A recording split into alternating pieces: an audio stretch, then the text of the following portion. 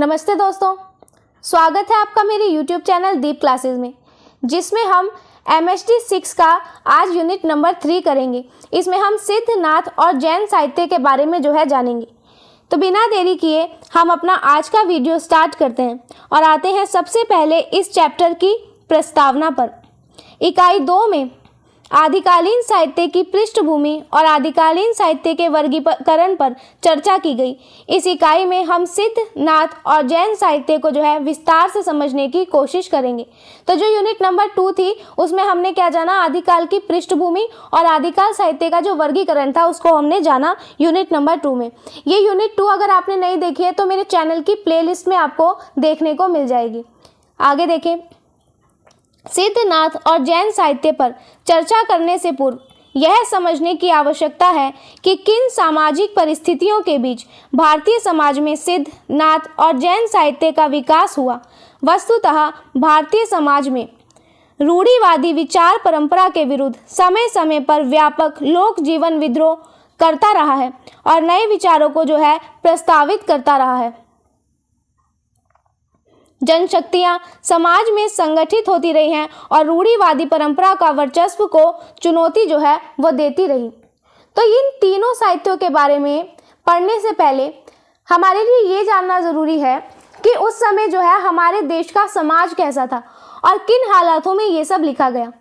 तो असल में क्या हुआ कि हमारे भारतीय समाज में जब भी कुछ पुरानी या बेकार की बातें या फिर पुरानी सोच लोगों पर ज़बरदस्ती थोपी जाती थी तो आम लोग उसके खिलाफ खड़े हो जाते थे। समय समय पर लोगों ने ऐसी पुरानी और गलत बातों का मिलकर विरोध किया और दुनिया के सामने नई और अच्छी सोच को रखा। जब समाज के आम लोग एक साथ इकट्ठा हुए तब उन्होंने क्या किया, पुरानी दकियानूसी और भेदभाव वाली परंपराओं की ताकत को इन्होंने क्या किया, खुलकर चुनौती देने का काम किया। वास्तव में सिद्ध, नाथ और जैनियों का धार्मिक विद्रोह इसी बात को प्रमाणित करता है।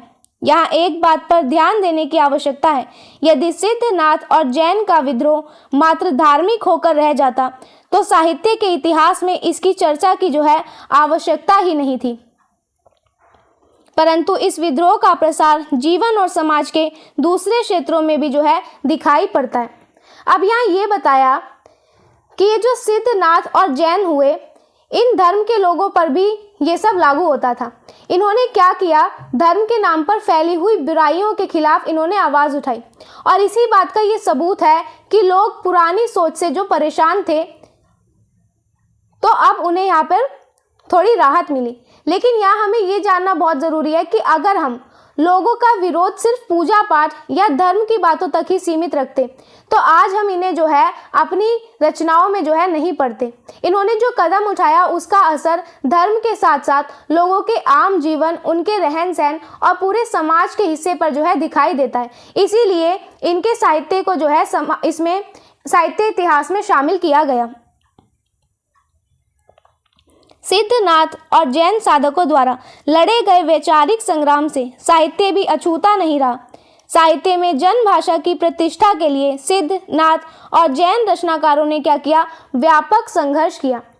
तो जब सिद्ध, नाथ और जैन धर्म के संत जो हुए और जो साधु हुए, इन्होंने क्या किया, अपनी सोच की ये लड़ाई लड़ी तो इनका असर उस समय लिखे जाने वाले साहित्य पर भी पड़ा।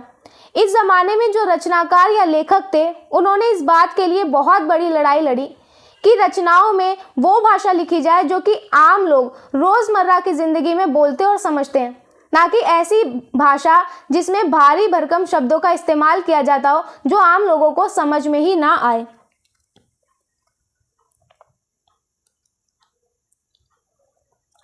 नाथ, सिद्ध और जैन साधक घोषित रूप में रचनाकार नहीं थे। कवि कर्म उनका पेशा नहीं था। वह तो सामाजिक विषमता के खिलाफ आवाज़ उठा रहे थे। इसी प्रक्रिया में वह अपने अनुभव को अभिव्यक्त कर रहे थे। उनके साहित्य में जीवनगत अनुभवों का सजीव चित्रण होने के साथ साथ धार्मिक विश्वासों का वर्णन भी मिलता है। सिद्ध, नाथ और जैन साहित्य के संदर्भ में इन महत्वपूर्ण मुद्दों पर हम इस इकाई में विश्लेषण करेंगे। अब यहाँ पे हैरानी वाली बात यह है कि नाथ, सिद्ध और जैन साधु कोई असली लेखक या कवि नहीं थे। इनकी कविताएं या कहानियां लिखना जो है इनका कोई काम नहीं था। इनका असली मकसद था समाज में कैसे ऊंच नीच और भेदभाव के खिलाफ अपनी आवाज उठाए, और इसी समाज को सुधारने की कोशिश के दौरान इनके जीवन में जो भी अनुभव हुए, जो भी इन्होंने देखा और महसूस किया, उसे वो सीधे सीधे जो है शब्दों में लिखते चले गए। और यही वजह है कि जब हम इनकी लिखी हुई बातों को पढ़ते हैं तो हमें ऐसा लगता है मानो ये सब कुछ हमारी आंखों के सामने बिल्कुल सच में घट रहा हो। उसमें उसके जीवन के असली अनुभवों की जीती जागती तस्वीर दिखती है, और साथ ही ये भी पता चलता है कि भगवान और धर्म में कैसे जो है विश्वास रखते हैं। सिद्धनाथ और जैन साहित्य से जुड़ी इन्हीं सब जानकारी को जो है आज की हम इस यूनिट में समझेंगे। तो यहाँ पे जो है हमने इसकी प्रस्तावना को पूरा किया।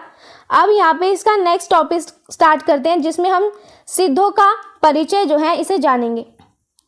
सिद्ध वज्रयानी थे। वज्रयान बौद्ध धर्म की एक शाखा थी। ईसा की आरंभिक सदी में बौद्ध धर्म के दो भागों में विभाजित हो जाने पर यह शाखा निकली। ये दो पंथ हीनयान और महायान नाम से जो है प्रसिद्ध हुए। अब क्या था, ये जो सिद्ध हैं ये वज्रयान को मानने वाले थे। अब यहाँ पे ये जानना है कि वज्रयान क्या है। तो क्या हुआ, वज्रयान जो है ये बौद्ध धर्म का एक हिस्सा है। ईसा मसीह के जन्म के जो शुरुआती साल हुए उसमें बौद्ध धर्म दो अलग अलग भागों में बट गया, एक हीनयान और एक महायान। तो इसी हीनयान से जो है सिद्ध माने जाते हैं। हीनयान ने पारंपरिक रूप में बौद्ध सिद्धांत को अपनाया और महायान ने अपने कुछ मौलिक परिवर्तन कर अपने पंथ का जो है आधार तैयार किया। महायान में बोधिसत्व के गुणों का मानवीयकरण हुआ। बोधिसत्व की परिकल्पना देवता और देवियों के समानांतर जो है की गई। अब ये जो बौद्ध धर्म दो हिस्सों में बटा, इसमें से जो हीनयान था इसने बौद्ध धर्म के जो पुराने और असली नियम थे उनको वैसे का वैसा मान लिया, लेकिन जो महायान वाला हिस्सा था उसने क्या किया, पुराने नियमों में कुछ बदलाव किए और अपना एक अलग रास्ता इन्होंने बनाया। महायान ग्रुप के जो लोग थे उन्होंने बोधिसत्व यानी कि ज्ञान पाने वाले महापुरुषों के गुणों को इंसानों के रूप में दिखाना जो है शुरू किया, और उन्होंने बोधिसत्व को बिल्कुल वैसा ही माना जैसे हम देवी देवताओं को जो है मानते हैं। महायान संप्रदाय में जटिल कर्मकांड का विकास हुआ जो नवीन इंद्रजालिक रहस्यवाद से संबद्ध था। इस प्रकार महायान भी एक नवीन संप्रदाय का उदय हुआ। इस नवीन संप्रदाय में इंद्रजालिक शक्तियों को प्राप्त करना उनका उद्देश्य बनाया। अब क्या हुआ, धीरे धीरे इस महायान ग्रुप में क्या हुआ, पूजा पाठ के कठिन जो तरीके थे और जो नियम थे वो जुड़ गए, जो जादू टोने और रहस्यमय बातों से जुड़े होते थे। इसी वजह से महायान के अंदर से ही एक और नया ग्रुप निकलकर सामने आया।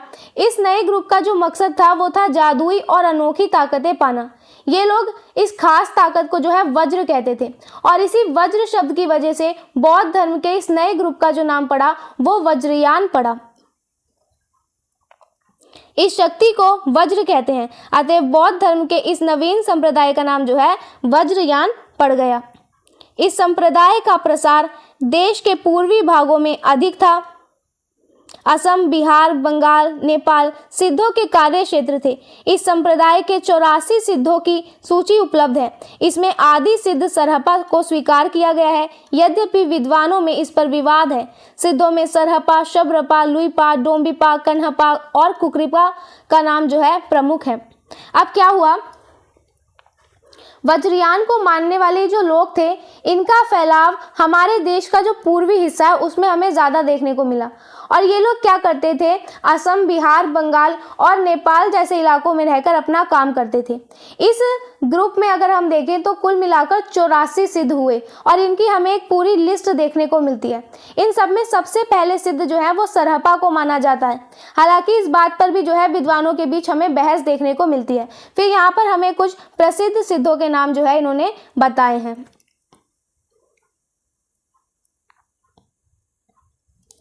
वास्तव में धर्म साधना का विकास बहुत कुछ सामाजिक व्यवस्था पर जो है निर्भर करता है। वज्रयान कालीन समाज विषमताओं से भरा था। उस समाज में सामंतों का वर्चस्व था। उच्च वर्ग के वेदाध्ययन को ही शिक्षा के रूप में स्वीकार किया जाता था। स्त्री और शूद्र इससे वंचित थे। तांत्रिक साधना में स्त्री और शूद्रों के लिए भी उपासना सुलभ थी। इसीलिए तांत्रिक साधना का प्रसार मात्र बौद्ध धर्म तक सीमित नहीं रहा, उसका प्रसार जैन धर्म और हिंदू धर्म में भी जो है वो हुआ। तो यहाँ क्या हुआ कि किसी भी धर्म की पूजा पाठ का तरीका कैसा होगा, इस बात पर तय होता है कि उस समय का समाज कैसा था। जिस समय ये वज्रयान चल रहा था उस समय समाज में बहुत ज़्यादा भेदभाव और ऊंच नीच थी। समाज में बड़े बड़े जमींदारों और अमीर लोगों का ही जो है इस समय बोलबाला था, और इस समय सिर्फ बड़े बड़े लोगों के वेद पढ़ने को ही असली पढ़ाई माना जाता था। लेकिन इस तांत्रिक पूजा पाठ वाले रास्ते में औरतों और समाज के गरीब या छोटे तबके के लोगों को भी जो है पूजा करने की छूट थी। यही वजह थी कि ये तांत्रिक तरीका जो है सिर्फ बौद्ध धर्म तक सीमित नहीं रहा, बल्कि आगे चलकर जैन धर्म और हिंदू धर्म में भी जो है ये तरीका फैल गया। तांत्रिक साधना ने समाज में व्यापक जनसमूह के ज्ञान को दूसरी परंपरा से जो है जोड़ दिया। यह परंपरा वस्तुतः अनुभव की परंपरा थी, जिसमें पोथी के ज्ञान को अधूरा माना गया था। बौद्ध धर्म और हिंदू धर्म के बीच तांत्रिक साधना के आदान प्रदान का अनिवार्य परिणाम बौद्ध धर्म के ह्रास के रूप में जो है दिखाई पड़ता है। यह ह्रास की प्रक्रिया वज्रयान के उदय के साथ ही शुरू होती है। तांत्रिक पद्धति ने हिंदू और बौद्ध धर्म के भेद को जो है कम कर दिया था। अब ये जो तांत्रिक पूजा के तरीके थे, इसने क्या किया, समाज में बहुत सारे आम लोगों की समझ और ज्ञान को एक नए रास्ते से जोड़ दिया। ये नया रास्ता असल में क्या था, जीवन के अनुभवों का रास्ता था, जिसमें सिर्फ किताबों में लिखे हुए ज्ञान को अधूरा और कम माना जाता था।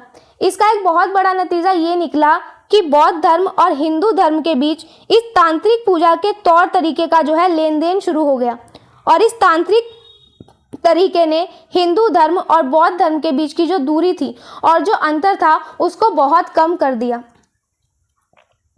शक्तिपीठ हिंदू और बौद्ध के लिए समान रूप से महत्वपूर्ण धार्मिक स्थान हो गए। इस प्रकार बौद्ध धर्म और हिंदू धर्म के बीच का अंतर जो है वो समाप्त हो गया। तो इन सब का असर क्या हुआ कि बहुत सी धार्मिक जगह ऐसी बन गई जो हिंदू और बौद्ध दोनों ही धर्म के लोगों के लिए जो है एक जैसी जरूरी और पवित्र हो गई। इस तरह से जो शक्तिपीठ थे उनके आने से क्या हुआ, हिंदू धर्म और बौद्ध धर्म के बीच जो फर्क था वो धीरे धीरे पूरी तरह जो है खत्म हो गया। तो इस तरीके से जो है हमारा ये वाला टॉपिक जो है यहीं पर खत्म होता है, जिसमें हमने सिद्धों का जो परिचय है उसके बारे में जाना। अब हम मिलते हैं हम अपनी नेक्स्ट वीडियो में, जिसमें हम इसका नेक्स्ट टॉपिक देखेंगे। इसमें हम सिद्ध साहित्य के बारे में जो है जानेंगे। तब तक के लिए वीडियो पसंद आया हो तो वीडियो को लाइक एंड शेयर ज़रूर करें। चैनल को सब्सक्राइब करना ना भूलें। Thank you.